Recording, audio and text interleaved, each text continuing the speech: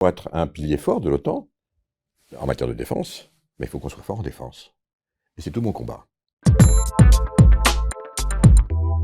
Parmi les gros dossiers que vous avez eus, et c'était peut-être pas anticipé en 2019, il y a depuis le 24 février la question de la défense et de l'Europe de la défense avec de partout une demande pour que cette Europe de la défense elle prenne une densité politique, est au cœur de l'intégration et aussi le fait qu'à travers cette Europe de la défense, l'Europe puisse passer à un stade de puissance géopolitique et notamment peut-être en repensant l'architecture de sa philosophie, de ses relations avec l'OTAN.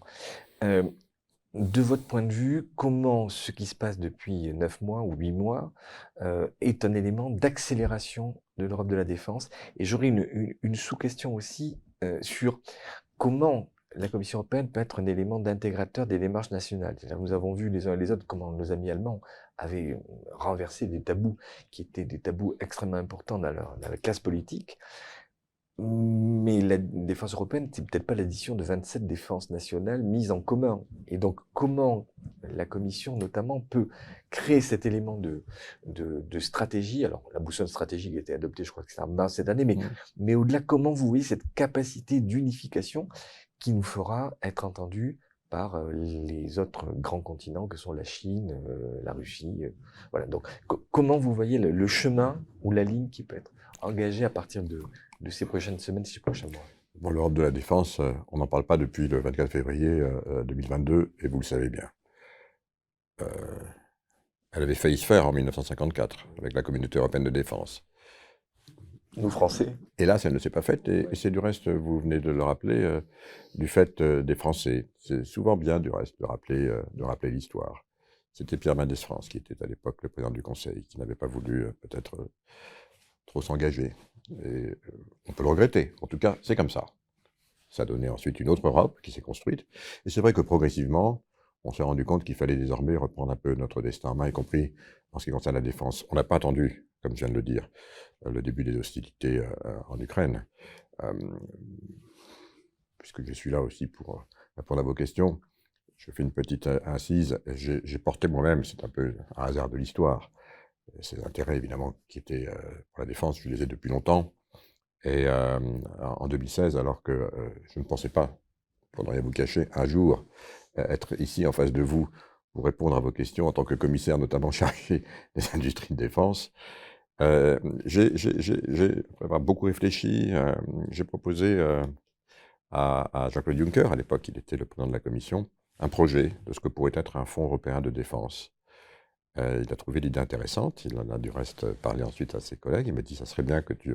Jean-Claude Juncker était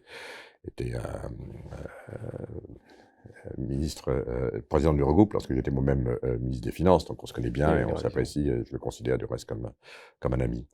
Et il m'a dit, écoute, c'est formidable, ton idée est formidable, mais ça serait bien que peut-être que tu puisses en parler aux chefs d'État et de gouvernement. C'était à l'époque François Hollande qui était le président de la République française. J'en ai parlé au président de la République, il a trouvé une idée très intéressante. Je suis allé ensuite en Allemagne, où j'ai fait un petit peu le tour des autorités allemandes, y compris du reste, on m'avait recommandé d'aller voir la ministre de la Défense de l'époque. Une certaine Ursula von der Leyen. Une certaine Ursula von der Leyen, et c'est la première fois que je l'ai rencontrée, et c'est pour lui présenter mon projet et mon idée de fonds européen de défense. On était en 2016. Et puis les choses ont avancé. Finalement, la Commission s'est emparée de cette idée. Un pilote a été proposé en 2018. Et voilà donc qu'en 2019, par les hasards de la vie, si on peut dire, je deviens le commissaire en charge notamment des marchés intérieurs, mais aussi de la défense, et chargé finalement d'appliquer ce fonds auquel j'avais eu une petite contribution, on va dire, modeste à l'époque. Donc tout ceci pour vous dire que ça n'a pas démarré, évidemment, en février. Donc on a enclenché une dynamique qui était très forte, et je crois vraiment très importante. Il ne s'agit pas, encore une fois, de se substituer aux États membres. Ça prendra du temps. Il s'agit tout simplement d'apporter un instrument pour avoir la volonté de travailler plus ensemble. C'est ça, l'idée de base du Fonds européen de défense.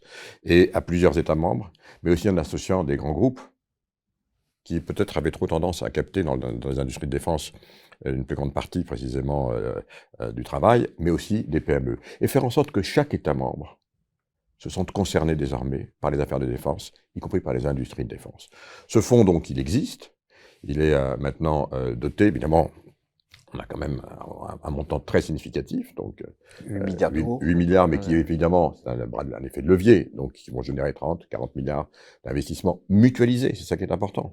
Ou finalement, les États membres, on vient de voir la réalisation de la première année, 1,2 milliard qui ont été mis sur la table, qui ont généré évidemment beaucoup plus d'investissements collectifs de la part des États membres et des entreprises, sur des projets très importants et structurants pour notre industrie de défense.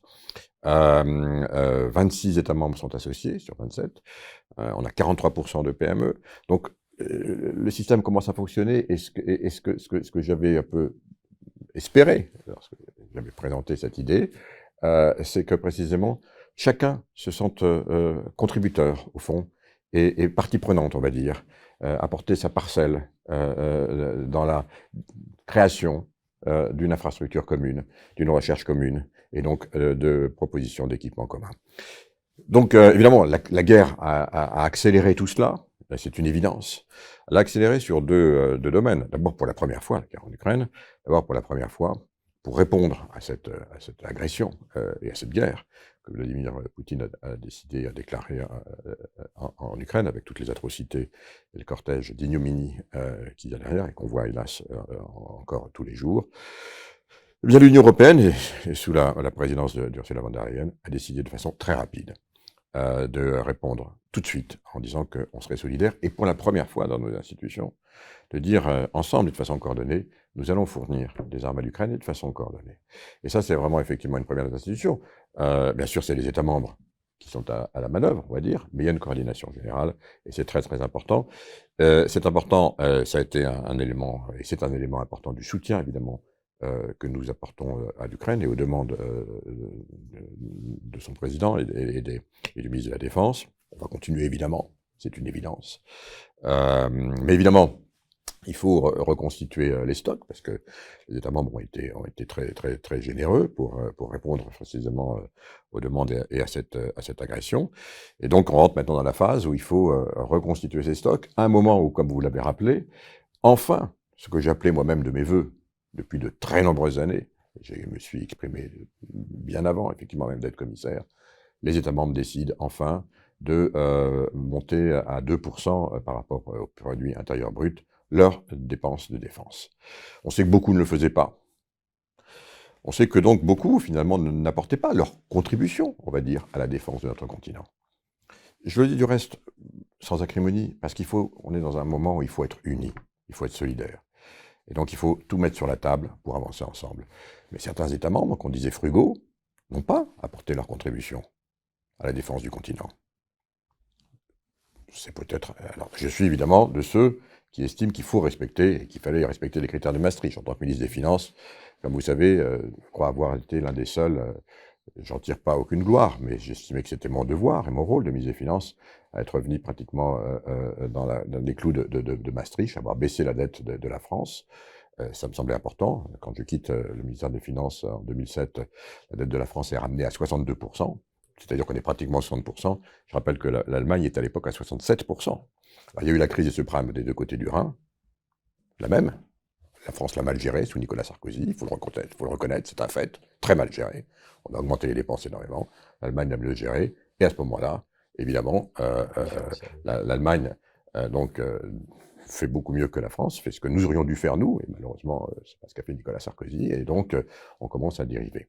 Il n'en demeure pas moins qu'on peut dire quand même de façon très objective que certains pays n'ont pas apporté leur contribution à la défense commune de notre continent. Donc maintenant, ils le disent, c'est bonne chose, je m'en réjouis. Ça veut donc dire, du reste, que si tous les États membres avaient dépensé ce que nous avons dépensé, nous, en France, pratiquement aux 2%, ou la Grèce, qui a fait beaucoup plus, du reste. On a souvent vilipendé la Grèce. Je ne dis pas que la gestion de ses finances publiques était exemplaire, loin de là. Mais enfin, la Grèce défend le front septentrional de notre continent, de l'Europe, et dépense plus de 3% de son PIB en défense. Pour nous aussi, quelque part. Il ne faut jamais l'oublier. Donc j'invite, et je suis heureux, que tous les pays, y compris les frugaux, je pense évidemment au Danemark, je peux penser aussi évidemment aux Pays-Bas, et je m'en suis retrouvé du reste avec mon ami Mark Rutte, à l'Allemagne, que désormais ils fassent comme les pays dits du Club Med, qui dépensent eux aussi ce qu'il faut dépenser. Et ça veut dire que si tout le monde avait dépensé, on aurait investi 1300 milliards d'euros de plus dans notre industrie de défense. Ça n'a pas été le cas. Et donc aujourd'hui on en souffre. Alors, en revanche, ces perspectives qui sont données par cette augmentation donc progressive des budgets de défense fait qu'à terme, si maintenant tout le monde se met à 2%, c'est 163 milliards d'euros de plus par an qui vont être investis dans la défense. Et mon rôle, évidemment, en tant que commissaire chargé de ces affaires, eh bien, c'est de faire en sorte que la plupart de ces sommes très significatives servent à notre industrie de défense, à nos entreprises, à notre technologie, à nos salariés, pour évidemment accroître l'autonomie de notre continent. Bien entendu, dans le cadre de nos alliances, elles sont essentielles, elles demeurent essentielles. Du reste, je pense en particulier à l'OTAN, vous m'interrogez sur l'OTAN. Bien entendu, c'est essentiel. Du reste, maintenant, depuis la décision de la Finlande et de la Suède de rejoindre l'OTAN, quasiment tous les pays de l'Europe sont 27 sont membres de l'OTAN. On est maintenant donc partie intégrante. L'OTAN, c'est aussi nous. Mais l'OTAN, c'est pas l'Union européenne. Nous sommes l'un des piliers importants, essentiels, mais nous sommes l'Union européenne. Et donc, pour être un pilier fort de l'OTAN, en matière de défense, mais il faut qu'on soit fort en défense. Et c'est tout mon combat.